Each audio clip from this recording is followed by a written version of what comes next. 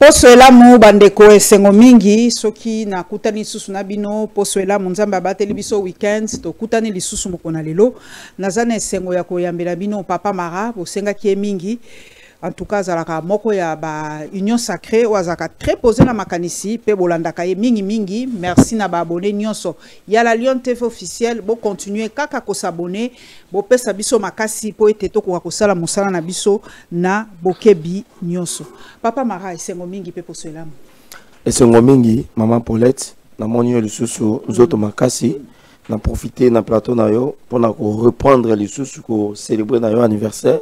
Oh. Joyeux anniversaire. Parce que c'était en dehors du plateau. Mais il faudrait quand même qu'il y ait tout ça là, après fête anniversaire, il fallait que je vous présente vraiment mes encouragements. Je sais que le travail que vous faites, c'est un travail très difficile. Et parfois, certains compatriotes vont comprendre dans le sens il y a liberté d'expression. Et puis, il y a métier, il y a journaliste. Et on voudrait que vraiment quand même il y a quoi encourager. Et surtout que vous êtes une maman, une femme. Aller de l'avant. Merci papa Mara, ça fait toujours plaisir ya koyoka maloba kitoko même moi na Nzambe asepelaka na reconnaissance Nzambe asiejaka na adoration alingara moi maloba kitoko saka pe moi malamu papa Mara ndaba nano na IDPS hein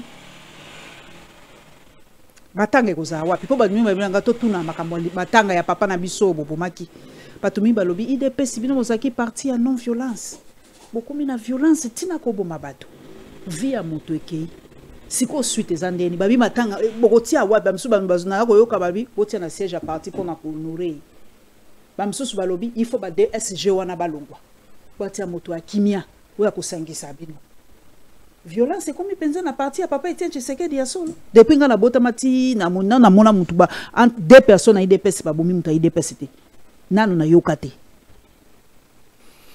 Bon, d'abord nous allons vous présenter pour la énième fois, condoléances n'angai pas na famille au ngana yebaki personnellement ou en panga. Bon, c'est vrai que je ne suis pas Luba, mais na sala effort et on s'adapter une fois que nazali na kati ya place ils allaient dominer quand même dans mon groupe mo ya bateau. Ce n'est pas Wapanga comme bateau baza ko prononcer. C'est Wampanga. C'est Wapanga. Wapanga. Oui. OK. C'est en Tuluba, oui. Alors il faut pas prononcer en lingala soit en français. Donc voilà, nous allons vous présenter ma condoléance et pas la famille. C'est vraiment un combattant. C'est vraiment un vaillant combattant. Oyo abandi bitumba na niveau ya diaspora na États-Unis. Ayaki pe loko la diaspora nyonso ndenge tozwaki pouvoir. Ndenge ba oya Belgique bayaki ba oya France, Canada et consort yepe ayaki. Bon, il s'est bâti tant que bandi bitumba contre le départ il y a secrétaire général aujourd'hui Augustin Kabouya bisope tozalaki na kaya deo parce que tant que bandi na Sainte-Anne toyé tokei convention démocratique du parti a sali résolution Kabouya devait partir mais malheureusement pour eux balobaki statut zalaki violé et consort.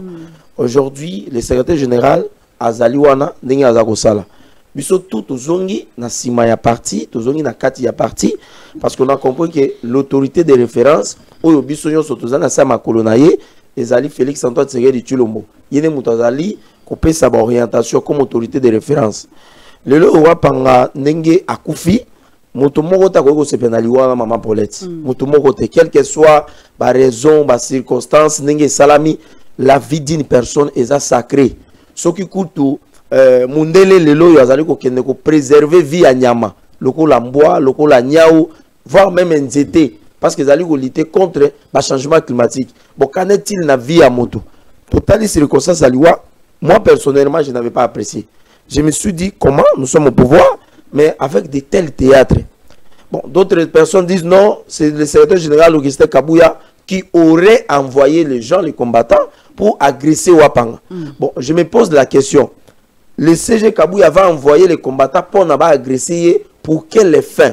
Wapanga qui n'a aucun poste de responsabilité na kati ya gouvernement ni na kati ya présidence encore moins na kati ya IDPS. Et puis azonga ki ba pesa ki elo côté boulot mon côté mosala mon côté azaki na kaka. Te azalaka na présidence. Na ibi Wapanga azalaki na présidence. Bon, je ne sais pas ce qui a longwa ki ou bien longwa ki te sans je sais pas. Mais na ibi ki azalaki na présidence. Et puis après tant ko longwa côté ya Deo, côté ya Kabouya, de ayeko ya côté ya Deo. bakendaki kananga à partir ya kananga basali manifestation na bango kozonga bazongi nde makambo nyonso kokoma.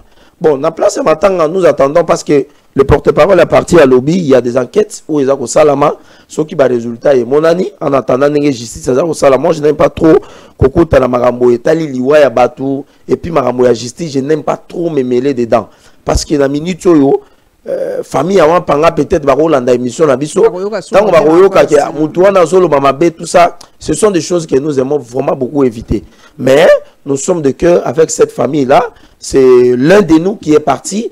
Et il est parti dans ma circonstance moko ya mabe.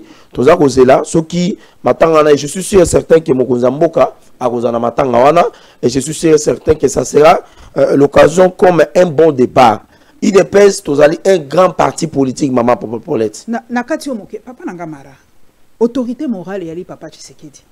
Tango batuna ki makambo ya ba deux secrétaires généraux ya IDPS alobi ali vitalité na kati ya parti na bino IDPS.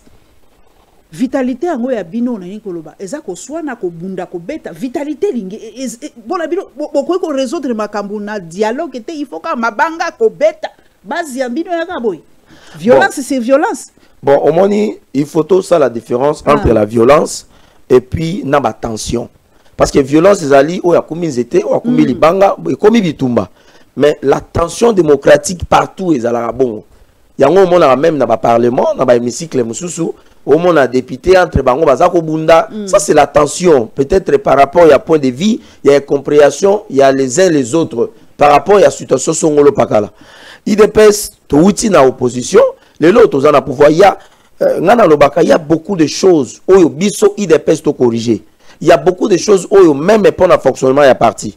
Même hymne en parti n'engezawana et c'est que changer évidemment oui parce que possible aux pouvoir aux pouvoir hymne wana ezala ki pona ya conquête ya pouvoir les autres aux pouvoir même un statut à parti et c'est que changer il y a beaucoup de choses qu'on doit revoir pour ça va bien un nouveau départ pour to kende malam mais le lo sikoyo vitalité démocratique wana elingi koloba boy biso na IDPS to za ba benga kana la parole du Seigneur de l'évangile des alaraté. C'est-à-dire que les textes sont là. Maman Paulette, vous allez secrétaire général en charge peut-être de Yajar et famille. Au lobby, texte est à partir et lobby boui. Biso toke to zongi na texte wana. Total statut za lobani par rapport à maman Paulette à lobby. So les anenge o statut lobby te. Alors tobi non wana obeti libanda. OK. To hotel les melayo. Oza la CG. Oza la même yemoro de son vivant. Etienne Sekedi. To banda hotel les melayo. Au moins na boya longwe na ndako na ye aye wana na permanence na biso wana alobi ici pe to bongi si ça passe comme ça mais le lo yo tozali ko constater que cette vitalité démocratique est comme ko kende ti ko occasionner l'iwa alors que nous avons une autorité de référence de tozali ko mituna est-ce que le président de la République aza au courant il y a liwa ya wapanga ou bien aza au courant te soki le président de la République aza au courant c'est l'occasion et ça l'occasion de que moto akufi et on doit chercher à trouver la solution. Et c'est l'occasion de que Makile et Tanguy, comme ça on trouve la solution. Wana même molimo ya kondo na biso, et ça en a essengoté. Parce que le lot perdre un combattant digne de son nom, Wampanga, et ça lui perd ya munene. Vous savez combien on a perdu en termes de réflexion et de stratégie de Magambo Ebele, en termes de mobilisation. Yango biso tolobie que le président de la République, c'est vrai que Mibeko Ambo ezali ko kabolaye na Magambo Etali gestion ba parti politique, mais il reste l'autorité de référence. Awa tozala ki na ba problème awa. Les gens se dirigeaient là-bas. Ongomba et Bengi, Ongomba et Salibo. Mais awa siko wampanga akufi. Toza koze la tata mokonze ekolo. Alukande nya ko trancher. Soit soki to kende na congrès, to pona ba kambi ya sika ya parti. Parti ezala lisute référence ya ba désordre. O inter alobi na tongo, o ya leki na midi a contredit, wana leki na pokwa a démenti yango ezala bongote. Tozala quand même un parti politique des intelligences comme nous le voyons sur d'autres sièges, que non, lorsque un cadre abîme la parti politique à IDPS, après sa image, que non, a outi la famille mounene, où ils allaient à parti politique. Et je verrai personne me contredire par rapport à l'euro na lingina loba. IDPS restera toujours le grand parti politique. Les gens vont dire non après pouvoir, ceux qui Félix Tshisekedi a tiré pouvoir, IDPS au kufa lokuta maman Paulette. Naza opé ça prophétie politique. Un père et père ngo ekufa. Non non, un père est différent na IDPS. Un père est botami na kati ya pouvoir. C'est-à-dire Mobutu a pouvoir dans sali parti politique. Mais IDPS est botami na kati ya opposition. C'est-à-dire que tozana makila ya opposition. Yango monaka, nous sommes au pouvoir, mais on donne parfois l'image de nos opposants. Écoute ça dans l'émission, les gens se posent des questions. Vous avez un pouvoir ou bien aux moto, il y a opposition. Pourquoi? Parce que nous avons ces sangs-là. De ne pas comprendre que tous allés au peuple d'abord. Tous allés par exemple dans l'état de droit. Mais tous la justice, c'est autant la malamute. Est-ce qu'il faut se taire? Non. Il faut quand même qu'on dénonce. Il y a un autre IDPS après le pouvoir et c'est vrai qu'il y aura les gens où vous allez décourager mais ceux qui seront vraiment fidèles la idéologie a été Tshisekedi après le pouvoir. Moi je vais partir où n'a pas perdu nous sommes en place ces gens là sont ici à rébellion ici à démocratie et donc la vraie démocratie outil na IDPS. Kabila a eu son constitution. Mais il a du mal aujourd'hui. Il a respecté Mibeko Likonzi. C'est-à-dire qu'il a tali habité sur le plan démocratique. Pour l'instant, il a beaucoup de Mibeko. Il y a beaucoup de télé Melangai. Et si demain, IDPS nous quittons le pouvoir, vous ne voyez pas que nombre Kabona. Parce que dans chaque parcelle, il y a Congo. Même un seul combattant IDPS naturellement. Oh, qui a une carte, a une fille d'adhésion, mais elle est là, c'est-à-dire que Mboka est au Kenya, madame, il y a un parti politique, Nabiso, et Mbela, Nazali, ko pesa et pas na autorité de référence Nabiso, avec les hommages le plus différents, Excellence, Monsieur le Président de la République, essayez encore, pour la énième fois. Papa Mara, oui. De SG Ango Babima. Bantu balobi ba on bale baza concilianté baza bato baza ko sangisate mutu na mutu aza ko pelisa moto na bloc na ye papa SG Kabuya ko pelisa moto deo comment na ko deo bizubu ye pasa ko pelisa moto bato musu balobi papa mokonzi akata likambo bango mi bale libanda bozwa mutu ya conciliant oya ko benga ba oyo bo continuer ya makanti mabe te makanti wana eza mabete mais ezali ko violer mibeko ya mboka. Et puis, il y a eu des pestes. Pourquoi? Parce que, la constitution est à côté de la Mokonzi à Mboka, à côté de la parti politique.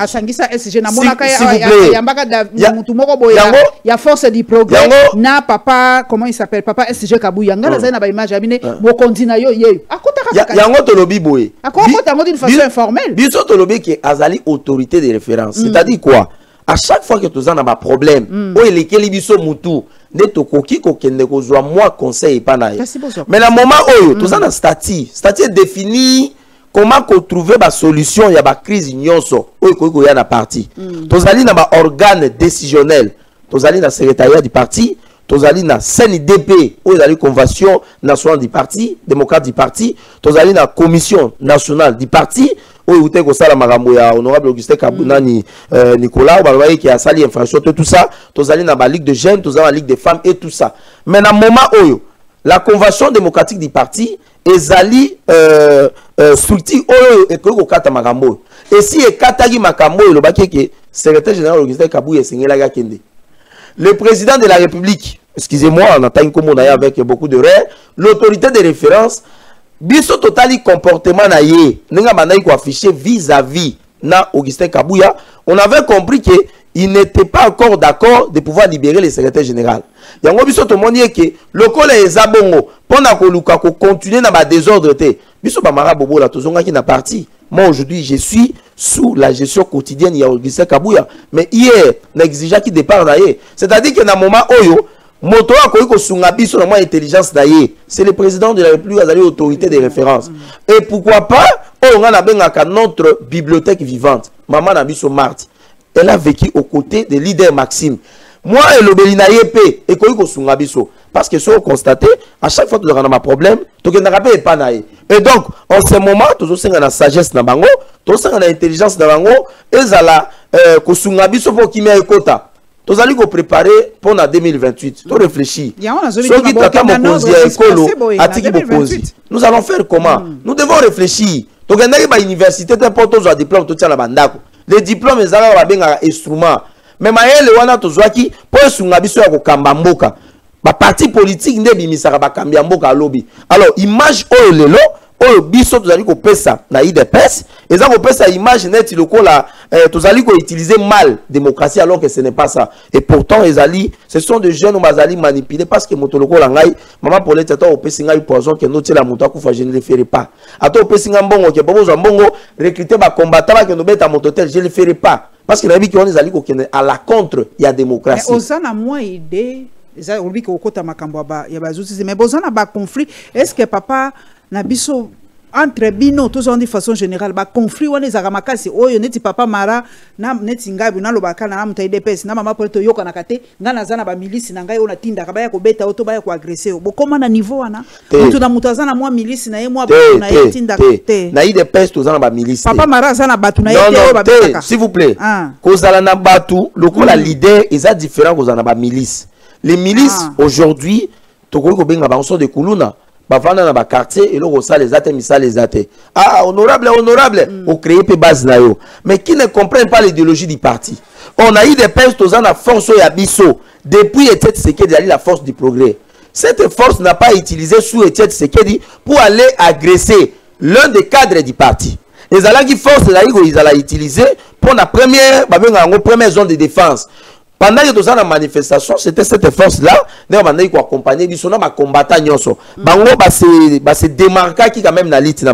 Mais on constate qu'il y a des infiltrés, on a bien na la force du progrès, on va comprendre l'idéologie à partir de Maman Paulette, aucun membre à force du progrès. On a une idéologie à partir, à cause ou bien à agresser un cadre du parti Azate.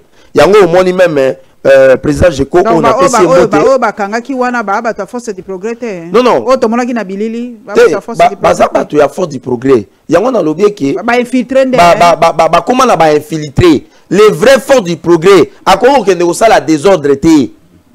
Parce que Etienne Tshisekedi vision na yeza là il fallait tous en force moko o ya kobanda ko accompagner biso. Dans chaque parti politique bato na bazanga raté.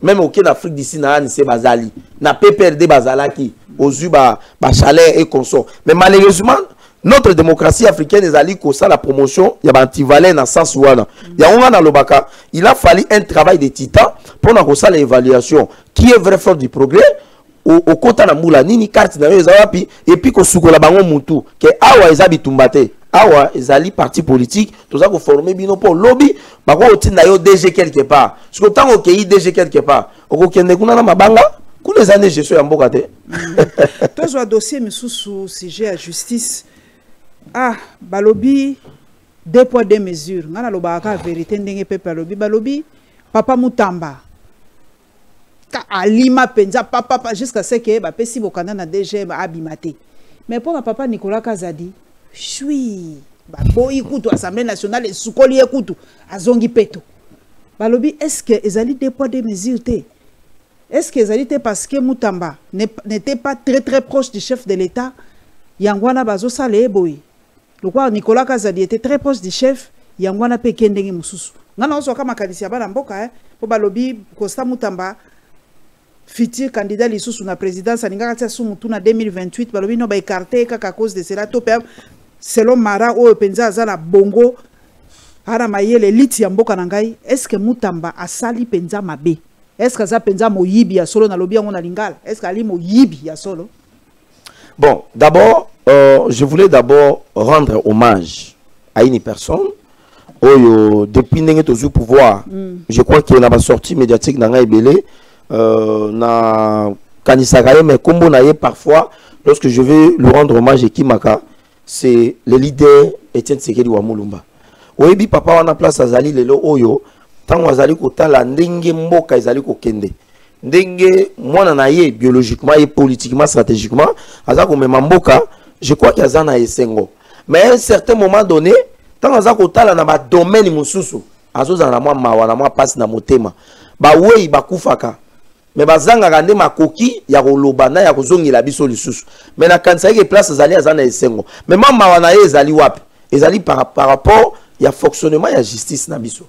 Obi kozwa pouvoir et c'est ngeli bozala o ba benga na projet de société biso to qui na deux projets de société majeurs ezala qui a quoi soit état de droit et puis a remettre les peuples d'abord, c'est-à-dire batobalia malami sato olé na tongo moi déjeuner ya bien moi maki moi nini na pourquoi moi dîner moi soupe moi dîner na yo ya bien et puis na pourquoi moi souper na yo ya bien ou la lipe bien maki moi lipa qui ta boulangerie et consort mais ba nani o bazala qui censé pour na ko sala yango mibeko ya mboka eza ko définir biloko wana nyonso.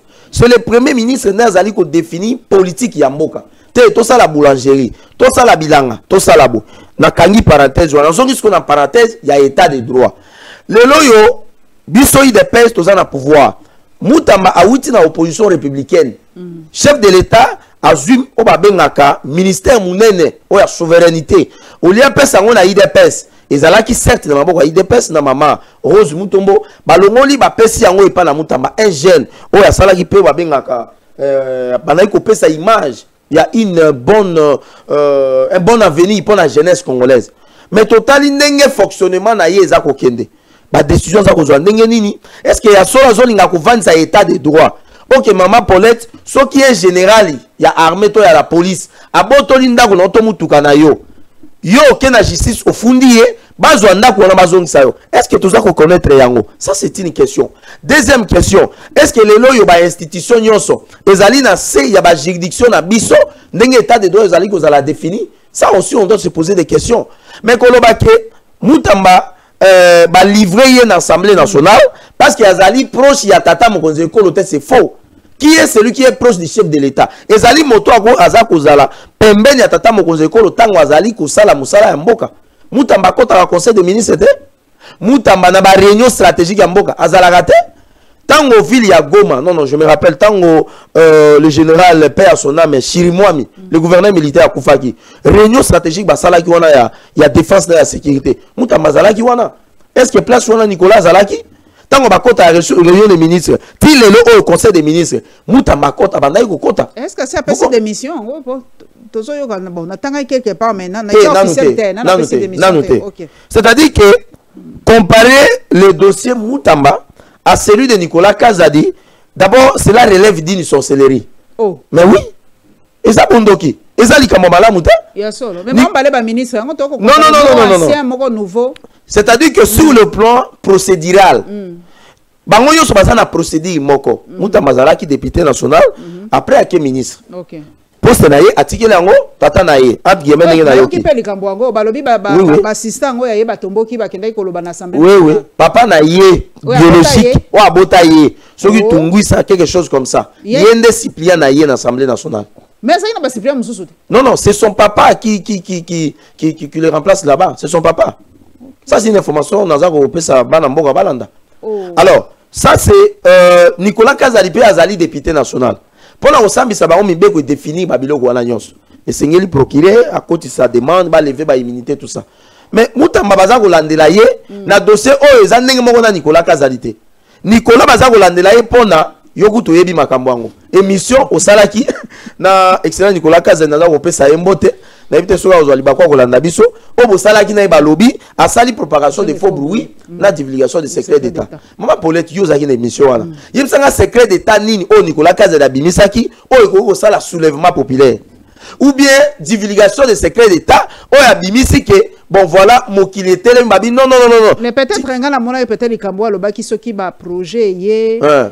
Bon, écoute, to kabolina no après to solo, peut-être c'est fait ça qui peut. Non, est-ce que ça c'est le secret d'état? Mais ça c'est le comportement de nous de tous les jours.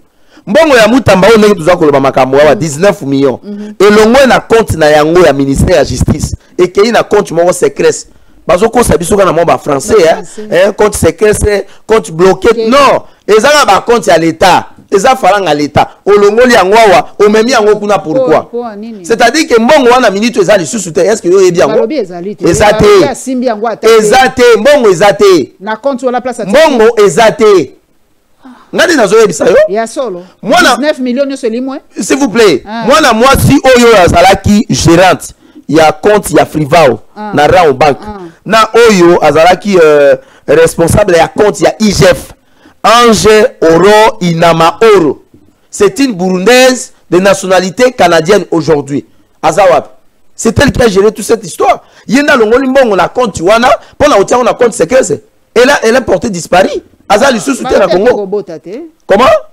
Kobota ngo yeka katango balongoli mbongo peuple congolais na compte, batina en quelque part, ne pas ça robota ye. Liboso passe robota ya kité. Non, ça c'est on va benga ngo ça c'est chier sur la mémoire des Congolais. C'est-à-dire que le lot on comparer dossier Nicolas Kazadi, non ya Mutamba, c'est la relève d'une sorcellerie, ça dossier mon côté. Les députés nationaux bazana prérogative batali babité. Nicolas Kazadi, secret d'état ni na bimisi. Ote mbongo ya l'état et magana to kabola. Est-ce que c'est faux? C'est vrai. Est-ce que ça le kuta te ya solo? Preuve yango eza mosigate dossier ya Mutamba.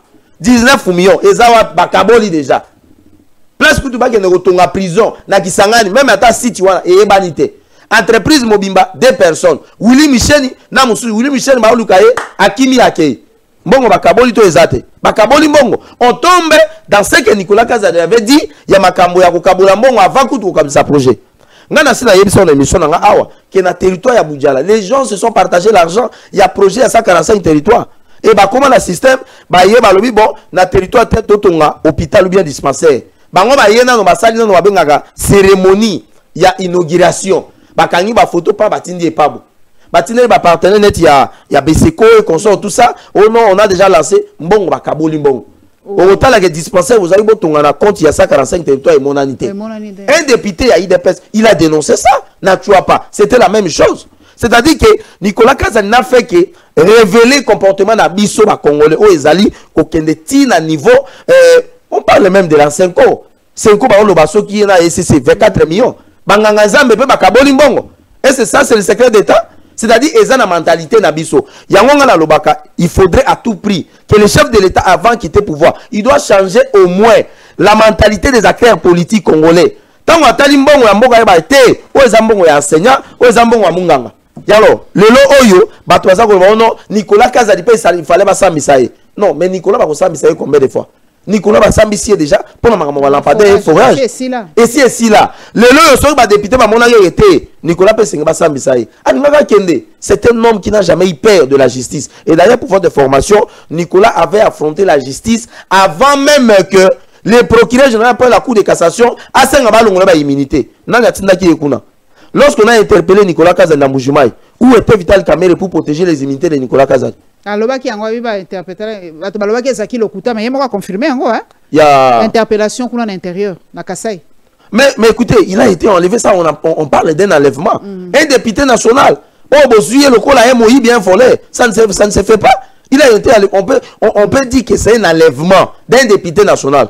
Alors, nous, on a pensé que le président Vital Kamerhe devait aussi quand même dénoncer ça. Mais l'équipe Bongo, les lois commission et Salami, Basali Moussala, ils ont évalué. Batali Babi, non. Il y a chaque jour nos députés au Balekagana la télévision. Eliezer Azanad.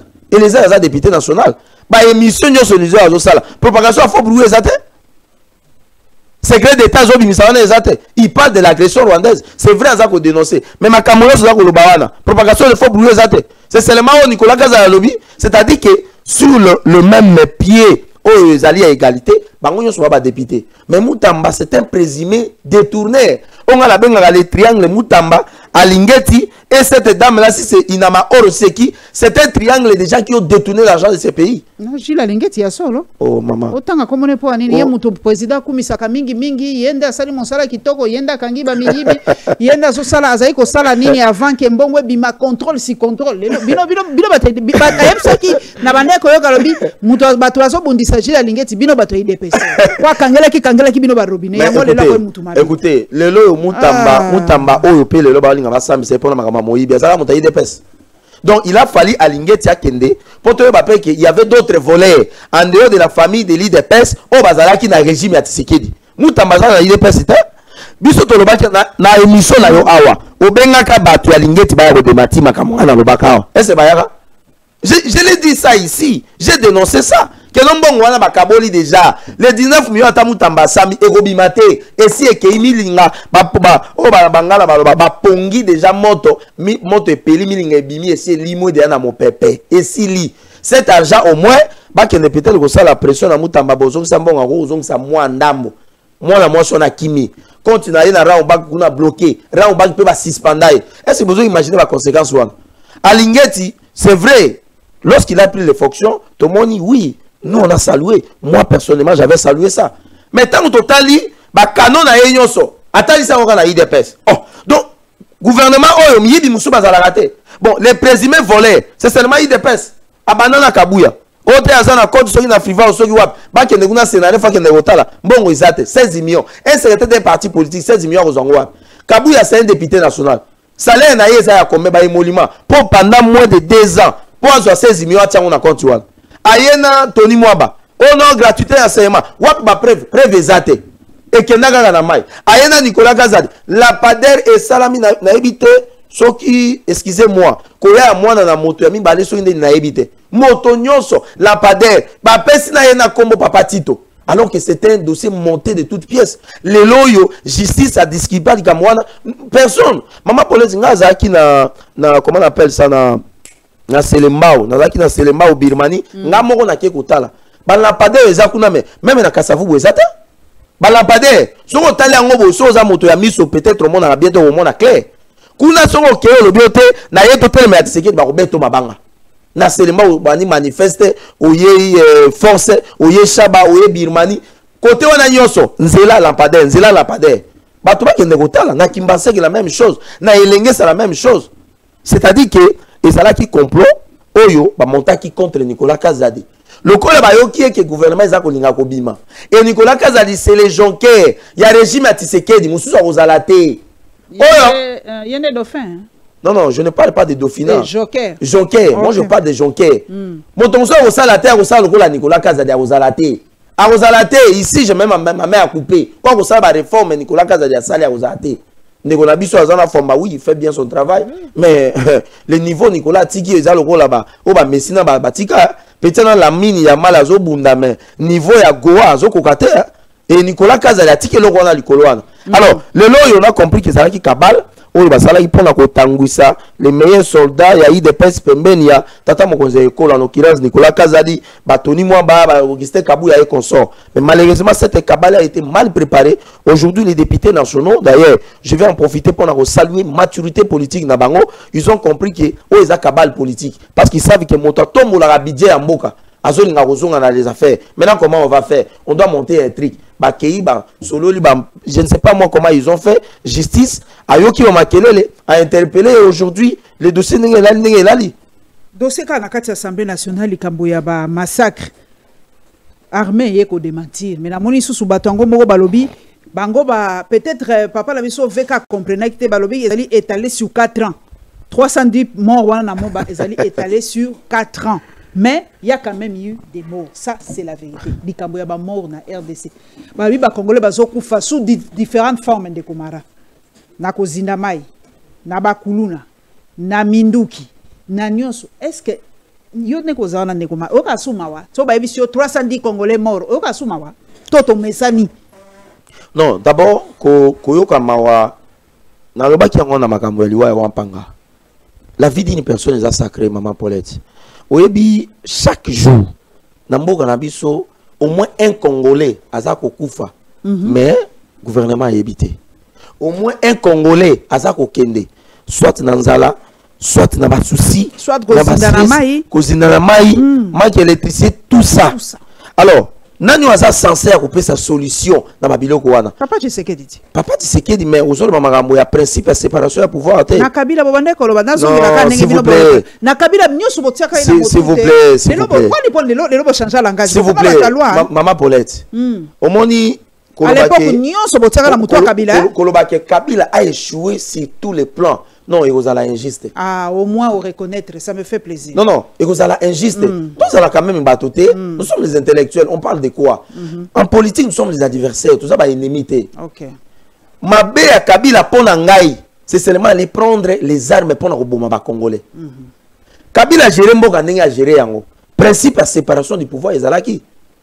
Mboka ezalaki divisé. Bemba na kwa na ye, motunyo so na kwa na ye. Mais c'est sous Kabila où on a connu ma bengaka réunification et tikala na histoire motokobo yango azate mais tozonga sikolo na makambo lobi ya président Vital Kamerhe non ezate que basangisi ba nombre de morts pendant 4 ans non c'est faux mais bango balobi awa non Pascal Moulay balobi Les mêmes députés étaient chez la première ministre. 318 morts à Moba, c'est un chiffre cumulé sur 4 ans. Non, non. Ils ont juste essayé de récupérer la situation pour laver le président de l'Assemblée nationale. Faire une telle déclaration, ils allaient pousser à Tanganyika dans la révolution. Cette province, je dirais quoi, ils allaient menacer na ba rebelle M23 ba ya kokota pour ba kota na Lualaba et puis na Okatanga. Parce que objectif ya oba benga comment il s'appelle les M23 ba ya koza Uvira. Est-ce que obi ke Kabila zalaki na Bukavu tango bitu keita kotaki na Goma. Kabila est venu à Bukavu, il a réuni tous les généraux et puis ba officiers militaires rwandais pour na koyebisa bango ils doivent attaquer pour attaquer Uvira. Et dès qu'ils attaquent Uvira ba okende mamo kalemi ba koti Tanganyika. Et maintenant, la population azali colonne vertébrale na bangonga obitumbe bundaka. Siko tango yo zolo bake na province wana na etuka wana bato bakufi kamami sato na zomi na mwambe. Ozali ko benga population na révolution ou bien ozali ko benga bango nani. Le président Vital Kamerhe devait faire preuve, il y a sagesse. C'est par là je regrette le départ il y a président Mbosso. Vous savez combien de dossiers que le président Mbosso a géré qui allait même alimenter la tension dans Mboka. Mais comment le Vital Kamerhe a fait la preuve, il y a sagesse sur la tête. Deuxième des choses, le président Vital Kamerhe a outil ça la dernièrement awa. Alors bien que il ne faudrait pas que toute la zone soit occupée. Dites-moi, ce n'est pas mauvais de plaider pour les salaires de fonctionnaires de l'État au bazar dans la zone occupée. Mais le président Vital Kamerhe a fait sa formule. O ezaki mbongo longwa awa et que ne va pas foutre peut-être bazar na Goma. Goma est sous occupation M23 na AFC. C'est Nanga qui gère là-bas. Basal même na ba taxe. Ba ofuta bangonde. Il y a eu un lieutenant-colonel. On va passer Kanyaga au foot à Soudan à front. Il a disparu avec cet argent. Ba ofuta bangonde. Le lot va banque union sokuneza au Kangama. On va les payer comment? Non, non. Si je décision, on a gouvernement quand on décide décision, il y a même la moni baloui bazako bozo bomalisu sous deux fois bana mboka gouvernement ya papa tu sais que nenge batunsu bazoloba déjà bazana pasi déjà bazoli amala moté ba viole ba tout ça bozo sumbongo na bango bokangi. Non, non, ça ce n'est pas dû que le gouvernement de Tshisekedi azoboma deux fois. Non, c'est faux. Yebisa ngai sous Kabila. Tant au Goma ezalako kipe pendant qu'on fout à batokuna. Ça, il faut vérifier. Mais de deux, comportement, on a ça qu'on dénoncer, ils allaient à présent l'Assemblée nationale.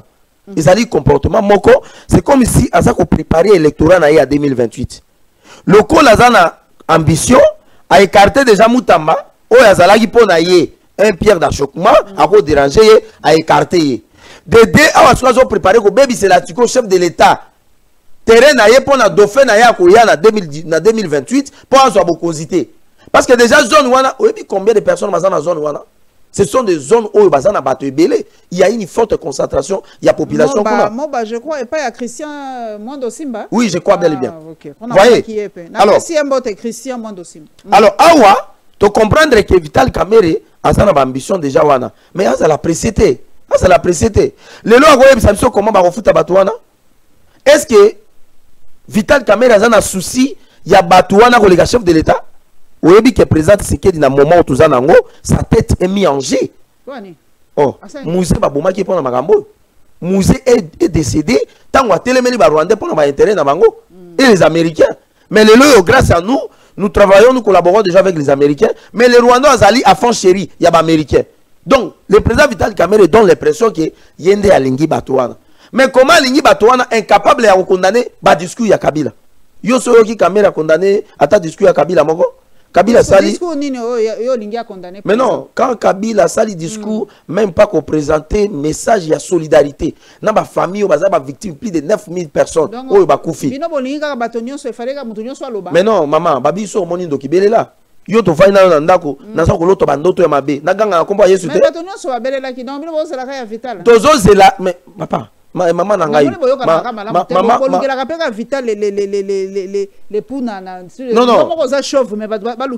Non, non, c'est parce que Yemoko a se comporte à malamoute, à se comporte à bongoté. Non, non, on ne parle pas d'abord de Bahati. Toujours le Belanano, Kamerhe, comment on appelle ça? Je dirais quoi? Moto du sud du Kolo et à Moto.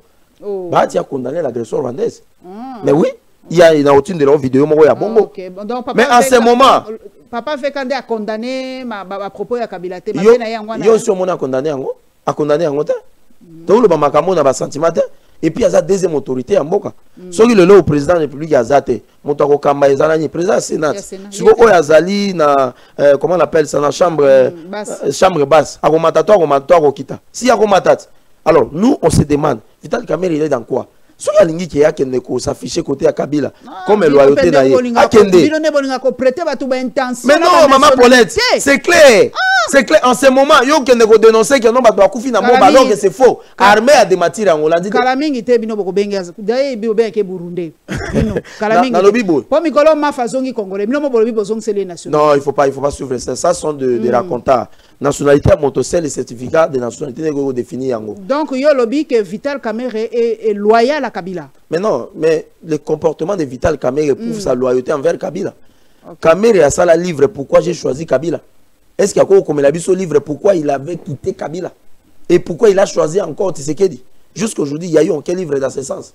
Et bah propos naïe par rapport aux autres Kana Est, tout ça comment on clair. Maman Paulette va toi. Est-ce que vous vendez bo solo la naïe bo tout naïe? Mais non, c'est lui lorsqu'il est allé à Keko Kutana tata mo konze ekolo. Alors bagini loyauté réitérée. Parce que loyauté réitérée, il faut les appeler à misalate. Loyauté réitérée na monoko. Mais na ba acte ça m'a mususu. Dites-moi même sous Kabila, mabunda ko eko sala discours Kamera sali. Tout ça na agression maman, tout ça na bitumba. Tant vous ba que telle personne ba kufi. Ba to ba ko faire inondation. Maman Paulette. Na tout no moke. Mais azoki ba information, on a ben lui ya kuna te. Mais information, s'il vous plaît, information, il y a la dernière minute, après ça, il y a 4 ans, il y a un moment crucial. Est-ce que c'était urgent? Il y a cette information à Bongo? Oui, c'est vrai. Mais puis, pendant 4 ans, c'est-à-dire que par mois, surtout ça, les statistiques, combien de personnes ont fait un événement? Bon, moi je ne sais pas, Bakoufi Ndengenini, un accident, une inondation, une maladie, Bakoufi comment? Il fallait commencer par là. Et pendant 4 ans, il y a un moni, total comportement Vital Kamerhe Tobite, Oyo, et ça loyauté envers Kabila. Ça, il n'a pas toujours quitté Kabila. Namutu, Kabila. Namonoko, c'est le nom de Tshisekedi qui sort. Mais Toye, Tshisekedi, c'est un fait stratège. Aoko Kayete. Bato Bakoufi na ba inondation. Yoki Kamerhe Kolobango. Les gens meurent ici. Inondation et salama sinistré zalaki awana na 20 meilleurs. C'est le président de la République qui a visité bango. Yo moni caméra qui a visité bango. Balongo wana bazana na oloba bakoko za na scène na comment on appelle ça? Na yeni pepe kuna na Kinkole. A qui a visité bango? Bato bakufi na Goma, na Bukavu, les gens sont morts. Yo ki caméra condamné yango. Après ça biso pe statistique il y a 4 ans. Oh il y a agression rwandaise basala na Est. Dès on dit que oui, en tout cas, c'est quelqu'un où il y a un souci à Baimboka. Ça, ce n'est pas des soucis. Ça, ce sont des jeux politiques. Et nous, on a compris que le président Vital Kamerhe est en train de jouer les jeux de l'ennemi. S'il veut aller rejoindre M. Kabila à l'Est pour s'afficher là-bas, comme les Nyarugabo et consorts, qu'il aille. D'ailleurs, je vais citer par là. Pourquoi il ne veut pas, il y a Kolonga immunité à Nyarugabo, qui est Cyprien, il y a Gizaro. Ah, ça va super, Gizaro. Ah, mais oui. Nyarugabo a accueilli parmi les émissaires, il y a Kabila à Washington. Mais Kamerhe est en train de le protéger. Il commence par là. Non, c'est monsieur Aza loyal. Et la loyauté à Kamerhe, non, je préfère qu'il a mon kako soit. Et pas Jean-Pierre Bemba. Parce qu'il y a l'accent, na maloba, na misala. Na loba, Jean-Pierre Azoloba, il y a solo. Ah, mais ça le coup d'atteint. Na misala, Azaki n'a terre à sa mobilisation. Pesa bilan na transport. Bon, le bilan de Jean-Pierre Bemba dans le transport, moi je crois que ceux qui sont honnêtes, c'est quelqu'un qui est en train de travailler, mais quand même, moi, je raté les mingi. Il faut que nous soyons honnêtes. D'abord, je commence avec le transport aérien. Le lot de tout ça qui est la compagnie nationale Congo Airways. Aujourd'hui, on n'en parle plus. Hein? Est-ce que je ne sais pas, est-ce que Zali, comment on appelle ça, le terme, c'est quoi? Non,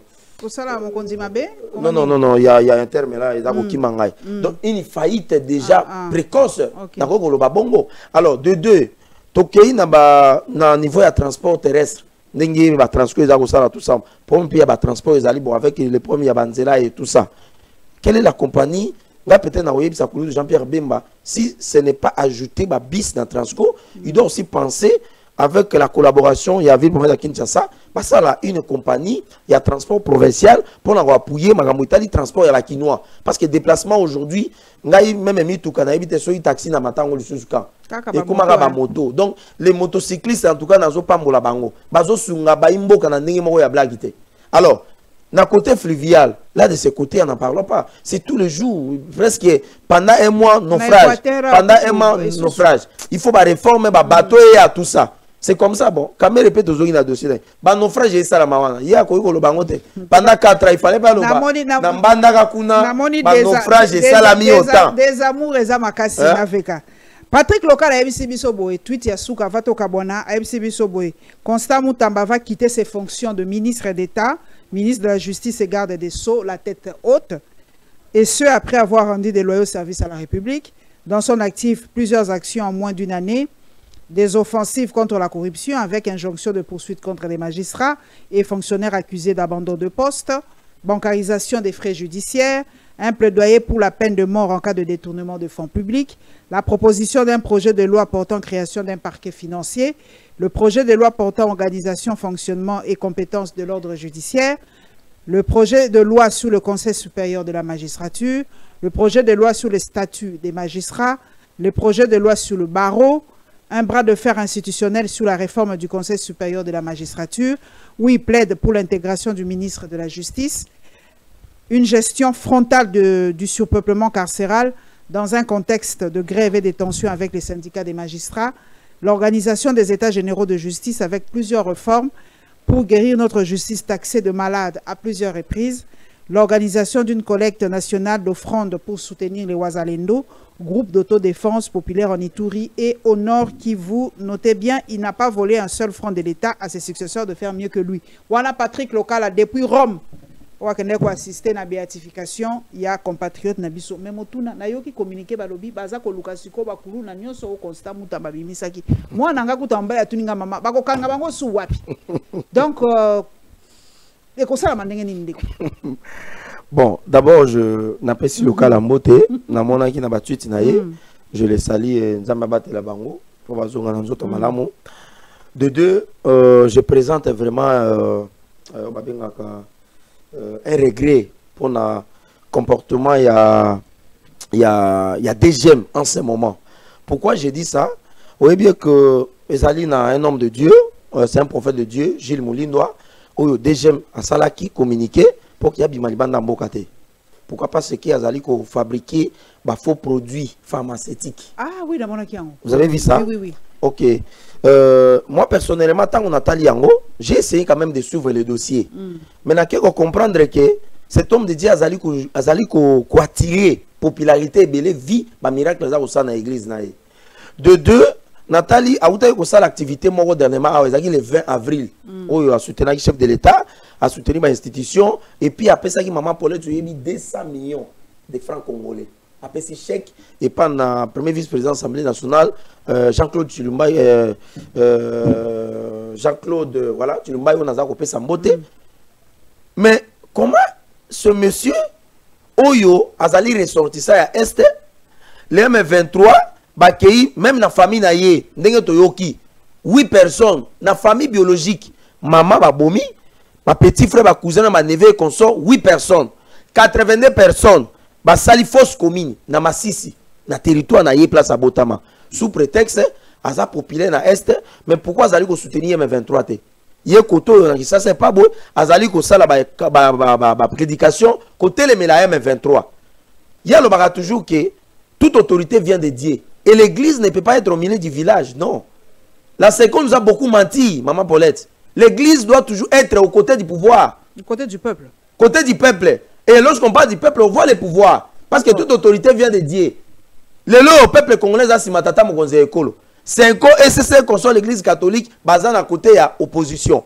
C'est comme ça que la DGM, à Salaki document, nous avons essayé quand même d'alerter les services de l'État. Il a fait quoi? Bakanye na mindu ki na lopango na ye, po basali même avis de recherche. Balobi que non, abi malibanda mbokate tout ça loko la mutamba. Mais moi je me demande, tata mokonzi ekolo, pourquoi n'est pas à côté makambo? Yo lobi ça on dessus hein. Il y a kokota makamnyo sauté à sa autorité. Mais pourquoi ba benga magistrat suprême? Ah, il a pas cotation. Il y a le mec qui a recompté la macamba justice. Mais à magistrat. Après, ça a injonction. S'il vous plaît, copé sa injonction, n'a cause à la montage copé sa impulsion à vision. Ils sont différents. Au lieu de la visionnaire, mais aux autres la nengue équipe est à bêta. Aux alibanda. Vous comprenez? Alors il y a un autre lobaké qui tout ça n'a pas toi deuxième. Ba mega otala likambo ya prophète de Dieu Gilles Moulindwa. Aza ni fabricateur de faux produits pharmaceutiques. Baza ko confondre église na yeza la randeni mama Paulette. Oye boy otombo ni mai na yo ya 100 000. Ba benir mai wana. Tango ba benir mai, OK o meli mai. Okomona que peut-être moi so bota kata za ko bota, ou za ba premier ya finance makambo efungwami. Alors ça crée quand même moi ma haine et tout ça. Yango to senga ki na deuxième, ba mekana no kota la dossier, ensuite moi ezali ba retirer yango. De deux dossiers ya Mutamba. Na Mutamba ndenge ya sali comment il s'appelle ndeko na ngai lokala. Mais non, on ne peut pas en ce moment que ça la promotion il y a ba réforme oyo un présumé détourné à sali. Oh. Donc bébé bolibo longolé bola monio so sali. Mais non. Kabila kutu yo moko lobi asala pe kaka mabeti. Mais non. Bolibo longona bola mukaka lokola. Te bo oyo lokala sali babenga ngo za lavage. Lokola yemba fali. To lavete. Lokola yemba fali bakanga moyibi atala yibite lokola sina yiba mbala mo. Ata misile bungi. Ata misile bungi za. Ye muto ayiba kanda kozaye. Tozali na oncle na biso mo azali champion oyiba ba pondu na ndako. Donc il y a zalaki soki ata eloko mo ebungi na ndako. Oncle wana. Ah mais biloko batiaki wa nani alongoli. Ah oncle akota yi na ndako ozomona, c'est-à-dire que tweet ya local eza une manière ya ko faire oublier mbongo ya ba congolais ekei. Maman Paulette ngana za na passe na motema. Na uti na campagne na territoire Bujala nzela ezate. École malonga ezate. Soki to komi 18 maman Paulette, lokwa to za na moyen âge. Molili motako ma 1 mètre na yobo. Au moment na été. Mais tala mbongo 19 millions. Eza 19 000 dollars te. Eza na bato misuku to bazolo baloba. Ba pesa yekaka moi 100 000 kaka. Monika briki wana moko ba pesi. Ako sala tono, ako zwa malade, ako kufa le boyi sango non akangama za na prison. Mais suko 19 millions. Monde na zoka moi. Pendant ce temps tous les américains ba ya to ça na bango deal. Ba ko sala investissement. Suko bazotala mboka ngo bazonga ko sala ba investissement, il y a des dossiers de détournement. Et encore, qui c'est le ministre de Justice? Est-ce que Mutamba n'était pas au service de Rwanda pour éloigner biso na accord de paix tout ça qu'on signé na ba américain? Ou est-ce que condamné Kagnani Nanga? C'était déjà un dossier pour laver Nanga pour que ces pays a simba bangote. Est-ce que vous connaissez ça? Parce que la CPI atalaka justice a mboka na bango basali. O basali lokote. OK d'accord, il se prend de la situation a commis ko sambisa. Ndemo basala ki ya bemba. Donc, à l'époque, ceux qui bema basambi sagaye, c'est bien nga simba été. Et donc, aujourd'hui, on comprend que Mutamba même dans le service à Batouana. Et donc, nous, on a dit que la justice est indépendante.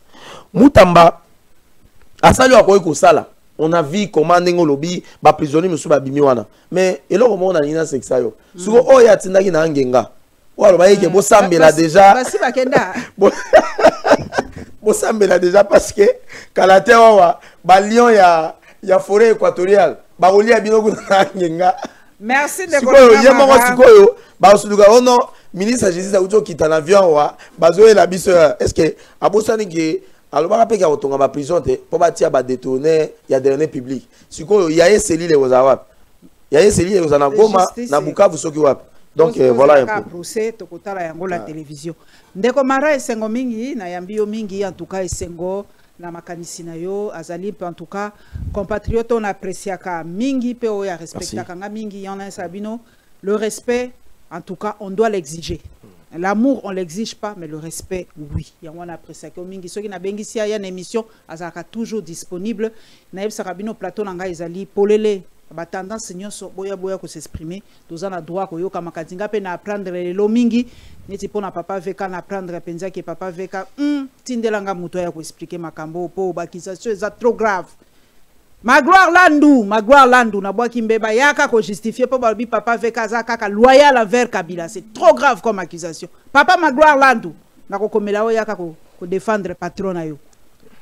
Droit à la réponse ezalaka. Abonnez-vous massivement à la Lyon TV officielle et on se retrouvera très bientôt.